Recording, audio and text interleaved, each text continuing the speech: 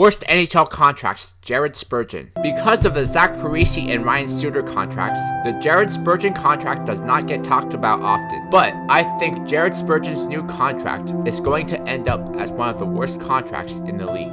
Before the start of the 2019-20 season, Jared Spurgeon signed a 7-year extension worth an annual cap hit of $7.57 million per season. The contract started in 2020 and runs through 2027. It includes a no movement clause from 2020 to 2024 and a modified no trade clause from 2024 to 2027. It's not that Jared Spurgeon isn't a good player, it's just he's not a cornerstone defenseman, which is what he is being paid like. Jared Spurgeon had been more of the underrated and overlooked players in the league for some time, but that is no longer the case, with the recent contract he signed and being named the new captain of the Minnesota Wild.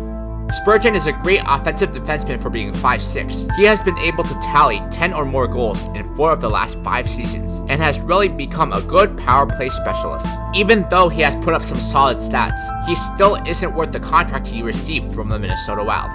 Only 12 defensemen in the NHL are paid more than Jared Spurgeon. He is being paid more than Chris Letang, Aaron Ekblad, Mark Giordano, and Ivan Provorov. The Minnesota Wild may come to regret giving Jared Spurgeon this contract when he is 35 and his offensive production drops. Remember, Spurgeon is 5'6". If he loses his offensive abilities, he is no longer as valuable because he can become a defensive liability, as he can get pushed around in the defensive zone.